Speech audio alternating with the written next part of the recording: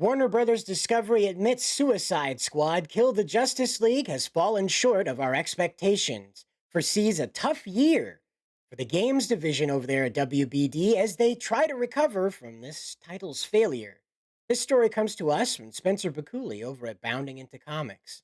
Today, we're diving into the abyss that is Warner Brothers Discovery's latest catastrophe.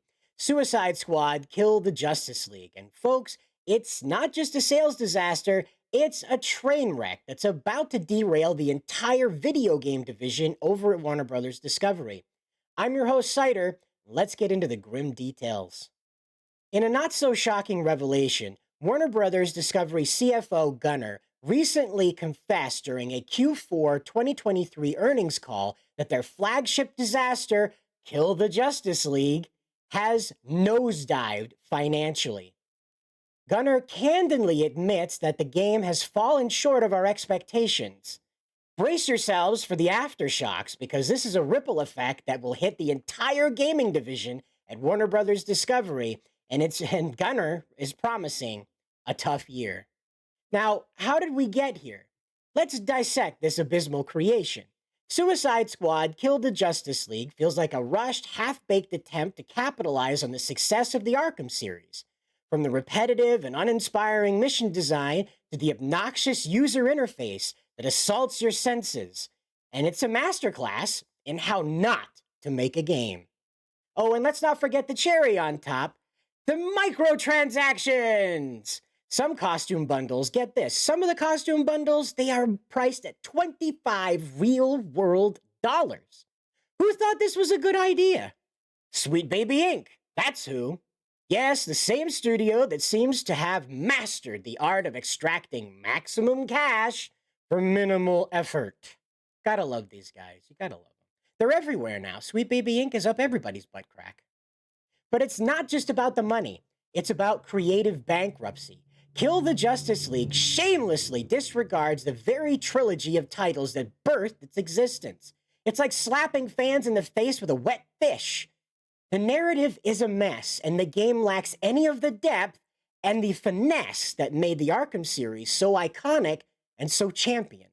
Even to this day, people are headed back to play it even more now thanks to Suicide Squad sucking so badly. Like retroactively, the Arkham games are popular again. It's amazing. But, you don't need to take my word for this. The player consensus is pretty damning, and we don't need to go around and interview people. Let's just take a look at the Steam concurrent player count numbers for this game. So the highest numbers they've had are 13,000, maybe just a little bit over, but just 13,000. That's right, that's less people playing that game than are subscribed to this channel. So feel free to take a moment and make that hurt even more for Rocksteady and Sweet Baby Inc. by subscribing right now and hitting like so this video gets around.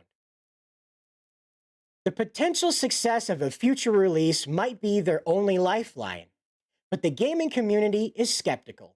Can Kill the Justice League be miraculously revamped a la Final Fantasy XIV?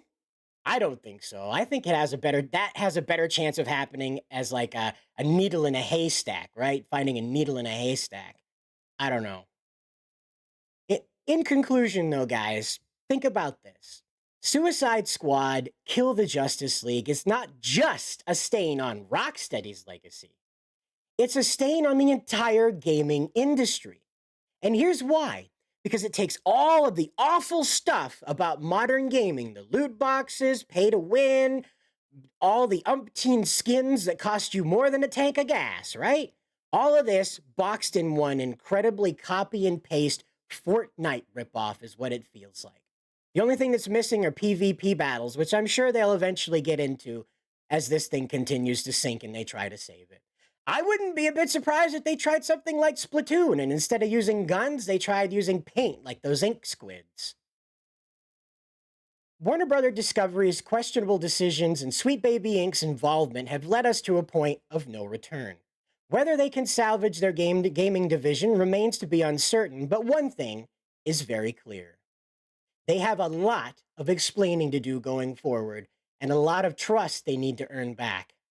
If they make a statement about this, if they decide to publicly change direction and vow to never go this way, you'll hear about it over here at Bounding Into Comics. So feel free to hit like, subscribe, and slap that bell as we go live to talk about our stuff here on Monday Rewind and Zero One. We also have more live streams coming your way in the future, too. So if those two aren't right for you, maybe we'll put up something else, too. We'll see you in the next video, though. Good luck out there.